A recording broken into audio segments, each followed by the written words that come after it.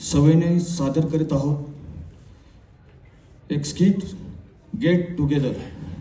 लेखक सनी कवळे, दिग्दर्शक राजाराम शिंदे, पार्श्वसंगीत व लाईट आकाश दळवी.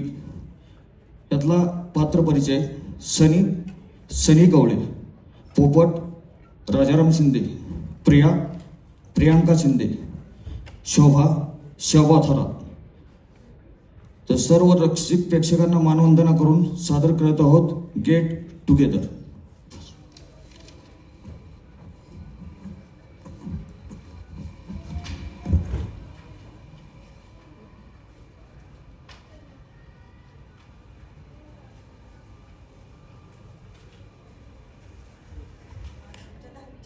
गेट टुगेदर आहे आणि सगळी जबाबदारी माझ्यावर सोपवली यांनी. मंडप तर छान घातलाय आणि हे डेकोरेशन पण छान झालंय. पण हा पडदा कशामध्ये सोडलाय ओ मंडपवाले? काय हो, हा पडदा असं का मध्ये सोडलाय तुम्ही? अहो आमची लोक यायची वेळ झाली आणि हा पडदा मध्ये सोडलाय. आवरून घ्या बरं ते. मला सांगा तुम्ही माईक किती लावले? माईक बंद पडता कामा नाही, लक्षात येते का तुमच्या? अहो मी मंडपवाला नाही. मंडपवाला नाही?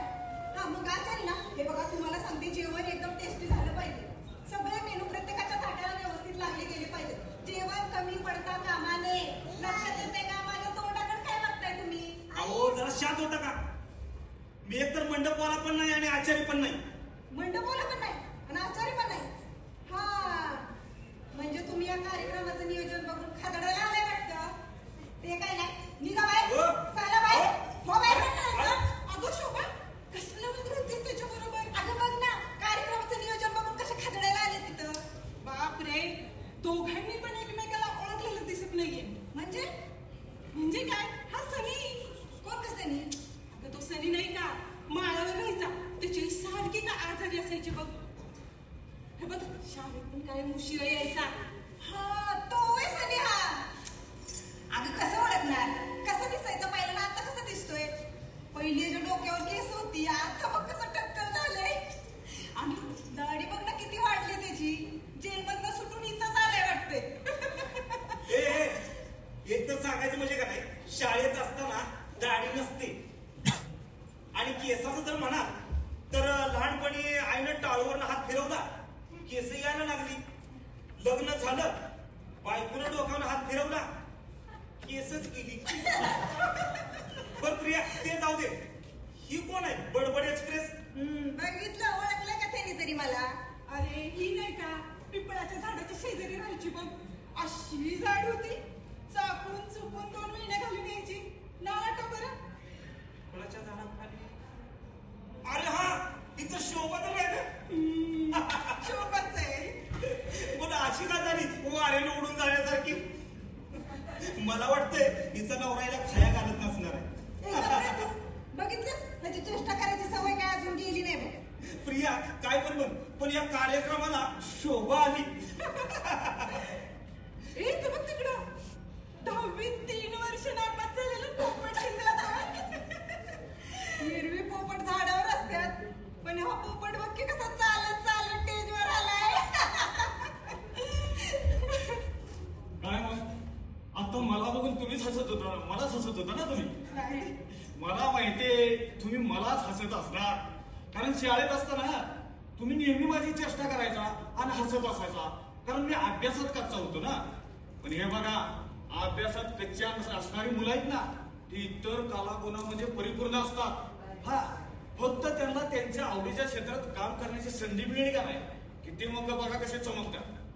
आता हे बघा, आपले इतर मुले जे आपले आहेत ती मिलिटरी भरती झाली, मोठे अधिकारी झाले आणि आता ते तिथं सीमेवर देश सेवा करतात.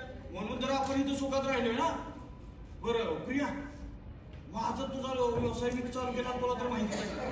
अगं शोभा, मी छोट्याशा व्यवसायापासून सुरुवात केली आणि आज माझा त्या व्यवसायाचा वडजायच्या कृपेने वटवृक्ष झाला. आणि आज बघ मला सर्वजण आहे ना व्यावसायिक म्हणून ओळखतात. अरे वा, छान. बरं ते जाऊ द्या, मी काय म्हणतोय, तुझं कसं काय चाललंय ग? माझं एकदम छान चाललंय बघ. तू कसं आहेस? एकदम छान आहे बघ. शोभा, तू काय म्हणतेस? तुझं कसं काय चाललंय? छान छान मजेत आहे मस्त. बर बर.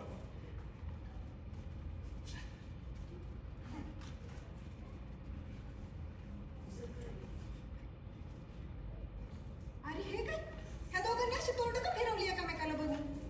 काय झालं? आता तूच विचार. सनी, काय झालंय? तुम्ही अशी तोंड का फिरवली एकामेकाला बघून? काय नाही. सांगणार आहे का नाही? तुम्हाला आपल्या दोस्तीची शपथ आहे हा? दोस्तीची शपथ घालतेस. दोस्त मी त्या लायकीचा लागतो ना. हे लायकी कुणाची करतो रे? मला बी माहिती आहे ना तू काय लायकी जायची. मला जर आधी माहिती असतं ना हा इथं येणार आहे त्या कार्यक्रमाला आलोच नसतो मी. आणि मला जर माहिती असतं ना तुम्ही ह्याला बोलावलंय तर मी सुद्धा ह्या कार्यक्रमात आलोच नसतो. गप्प बसा रे. अरे गेट टुगेदर आपण कशासाठी घेतलंय? तुमच्या मनातले हेवे दावे दूर करण्यासाठी. आणि तुमचं काय चाललंय रे? आपण काय इथं भांडण्यासाठी जमलोय का? सांगणार आहे का नाही काय झालंय? नाहीतर आम्ही चाललो घरी. कार्यक्रम काय असतात? चल ग प्रिया चल. थांबा. आमच्या दोघांच्या भांडणामुळे कार्यक्रम जाऊच नको. सांगा तर मग काय झालंय? हे शाळेवेळची भांडणं आहेत. मी ज्या बाकड्यावर बसायचो ना हा मुद्दाम त्या बाकड्यावर बसायचा आणि मला पाठीमागं बसवायचा. बाकडा काय खरेदी केला होता काय नाही? तिनं तरी काय खरेदी केला होता का? मी नेहमी शाळेत लवकर यायचो म्हणून मी त्या बाकड्यावर बसायचो. मी एक दिवस समजा शाळेत आलो नाही, हा त्या दिवशी त्या बाकड्यावर बसला म्हणजे हा बाकडा काय त्याचा झाला का? आणि मग काय बाकडा तुझा होता का? आणि तो काय तुझा होता का माझा होता? तो बाकडा माझाच होता. अरे तू माझा होता. माझा होता. माझा होता. अरे गप्प बसा तुम्ही दोघं पण. अरे 20 वर्ष झाली त्या गोष्टीला आणि तुम्ही अजून ती भांडणं घेऊन बसलाय.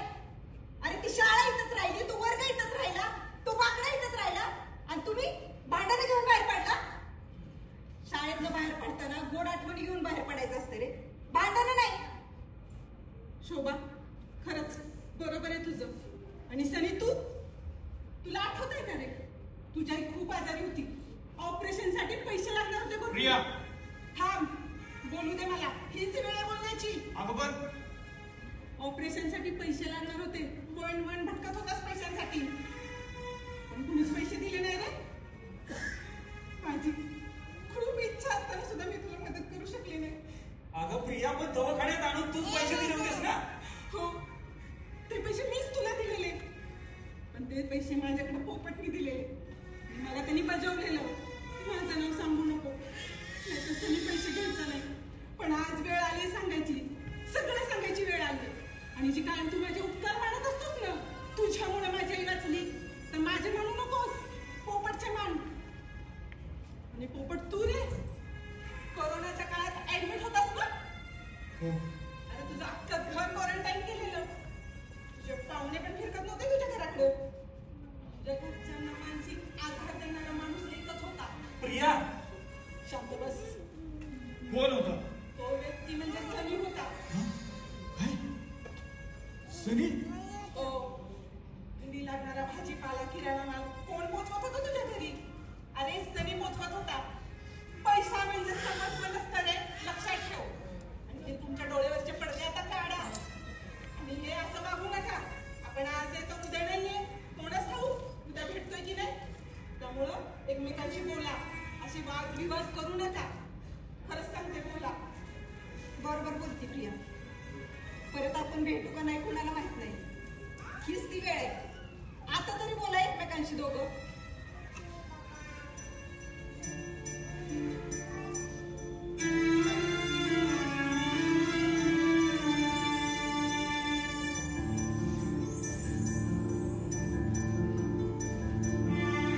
सनी, तू त्या काळात माझ्या घरच्यांना मदत केली.